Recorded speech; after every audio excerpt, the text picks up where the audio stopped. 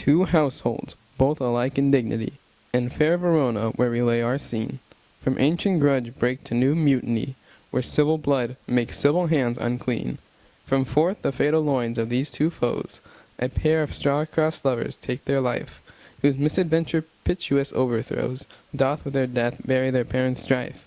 The fearful passage of their death-marked love, and the continuance of their parents' rage, which, what their children's end no could remove, is now the 2 hours' traffic of our stage, the which, if you with patient ears attend, what here shall miss, our toil shall strive to mend.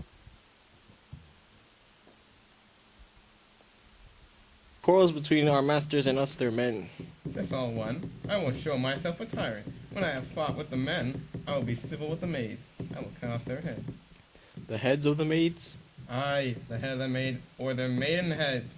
Take it in what sense thou wilt. Draw thy tool. Here comes of the house of the Montagues. My naked weapon is out. Quarrel, I will back thee. Do you bite your thumb at us, sir? I do my thumb, sir. Do you bite your thumb at us, sir? Is the law of our side if I say aye? No. No, sir. I do not bite my thumb at you, sir, but I bite my thumb, sir. Do you quarrel, sir?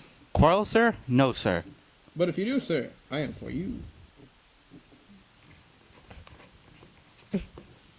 Part fools, put up your swords, you know not what you do.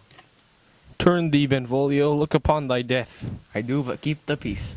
What, drawn and talk of peace? I hate the word, as I hate hell, all Montagues, and thee. Give me my long sword, ho. A crutch, a crutch. Why you call for a sword? Thou villain Capulet, hold me not, let me go. Thou shalt not stir 1 foot to seek a foe. Rebellious subjects, enemies to peace, profaners of this neighbor-stained steel, will they not hear? What ho! You men, you beasts, that quench the fire of your pernicious rage, with purple fountains issuing from your veins, on pain of tortures from those bloody hands, throw your mistempered weapons to the ground, and hear the sentence of your Movade prince. 3 civil brawls bred of an airy word, by thee, old Capulet, and Montague, have thrice disturbed the quiet of our streets. If you ever disturb our streets again, your lives shall pay the forfeit of the peace. For this time, all the rest depart away. You, Capulet, shall go along with me, and Montague, come you this afternoon, to know our farther pleasure in this case. Once more, on pain of death, all men depart. Oh, where is Romeo? Saw you him today? Right glad I am he was not at this fray. Sir, an hour before the worshipped sun peered forth the golden window of the east, a troubled mind drove me to walk abroad, where underneath the grove of sycamore that westward rooteth from the city's side, so early walking did I see your son. Towards him I made, but he was ware of me, and stole into the covert of the wood. Many a morning hath he there been seen, with tears augmenting the fresh morning's dew, adding to the clouds more clouds with his deep sighs. But also soon all the all-cheering sun should in the farthest east being to draw. The shady curtains from Eore's bed, away from light steals home my heavy son, and private in his chamber pens himself, shuts up his windows, locks fair daylight, and makes himself an artificial night. My noble uncle, you know the cause? I neither know it nor can learn of him. Have you importuned him of any means? Both myself and many other friends, could we but learn from whence his sorrow grow, we would as willingly give cure as know. See where he comes. So please, you step aside. I'll know his grievance, or be much denied.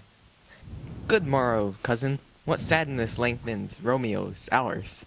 Not having that, which, having, makes them short. In love?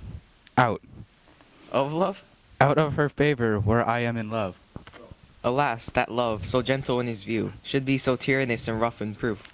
O brawling love, O loving hate, O heavy lightness, serious vanity, misshapen chaos of well-seeming forms, feather of lead, bright smoke, cold fire, sick health, still waking sleep, that is not what it is. This is love, feel I, that feel no love in this. Tell me in sadness, who is it that you love? In sadness, cousin, I do love a woman. She'll not be hit with Cupid's arrow. She hath Dian's wit, and in strong proof of chastity well armed from love's weak childless bow. She lives uncharmed.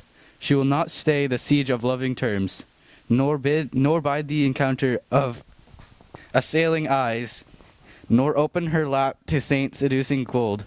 Oh, she is rich in beauty. Then she had sworn that she will still live chaste. She hath, and in that sparring makes huge waste. For beauty, starved with her severity, cuts beauty off from all upholstery. Forget to think of her, examine other beauties. Thou canst not teach me to forget? I'll pay that doctrine, or else die in debt.